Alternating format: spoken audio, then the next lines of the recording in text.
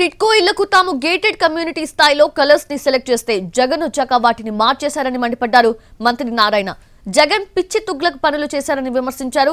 అసలు టిట్కో ఇళ్ల కలర్స్ ని ఎందుకు మార్చారో తెలియడం లేదన్నారు. అడ్మినిస్ట్రేటివ్ క్లియరెన్స్ లేక ఇప్పుడు బిల్డర్స్ ఇబ్బంది పడుతున్నారన్నారు. ఆ రోజు ముఖ్యమంత్రి గారు నాకేం చెప్పారంటే రంగులేయటంలో ఇప్పుడు రంగుల విషయానికి వస్తే ఆ రోజు తెలుగుదేశం పార్టీ కలర్స్ చేయాలని ఆ రోజు ఎమ్మెల్యేలు చెప్పారు అధ్యక్ష. ఎందుకంటే డిజైన్స్ ని ఎమ్మెల్యేలు సేమ్ గా చూపించారు. ఆ రోజు చంద్రబాబు నాయుడు గారు చూపిస్తే ఎక్కువ మంది తెలుగుదేశం పార్టీ పసుపు కలర్ అని చెప్పారు. అయితే వెంటనే సేమ్ గారు ఏమన్నట్టు వద్దు, గ్రేటెడ్ కమ్యూనిటీస్ లో ఎలాంటి కలర్స్ ఉన్నాయో ఇది ఒక మంచి గ్రేటెడ్ కమ్యూనిటీ కావాలి, అలాంటి కలర్స్ డిజైన్ చేయమంటే నేను యాక్చువల్ గా ఈ కన్స్ట్రక్షన్ వాళ్ళందరికీ చెప్పి యాక్చువల్ గా రకరకాల డిజైన్ చేయించానండి. ప్రతి కమ్యూనిటీలో ఎవరైతే లబ్ధిదారులు పొందుతారో వాళ్ళకు చూపించి వాళ్ళ దగ్గర ఫైనలైజ్ చేయించాం.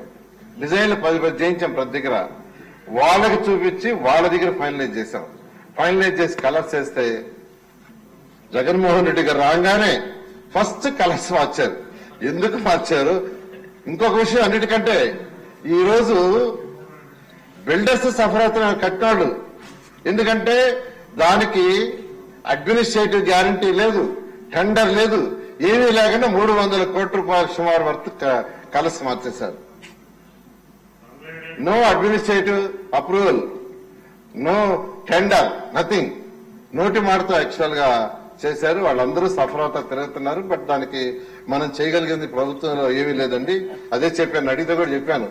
ప్రభుత్వంలో అడ్మినిస్ట్రేటివ్ క్లియరెన్స్ లేకుండా లేకపోతే ఒక జీవోనో ఏది లేకుండా ఉండదు. చక్కటి కలర్స్ ఒక్కొక్క ఏరియాలో ఒక్కొక్కటి కట్టామండి. ఈ విధంగా యాక్చువల్ గా రంగుల విషయానికి వస్తే వాళ్ళందరూ కూడా సహోదరు దీన్నే పిచ్చి తగ్గులకు పనులు అంటారు. జగన్మోహన్ రెడ్డిని పిచ్చి తగ్గులకు పనులు ఎందుకంటారంటే నిజంగా పిచ్చి తగ్గులకే చక్కటి కలర్స్. ఎందుకంటే తెలుగుదేశం ప్రభుత్వం ఆ రోజు ఎన్డీఏ ప్రభుత్వం మేము మా కలర్స్ వేసుకొని వెళ్ళొచ్చు, కానీ ముఖ్యమంత్రి చాలా క్లియర్ చెప్పారు.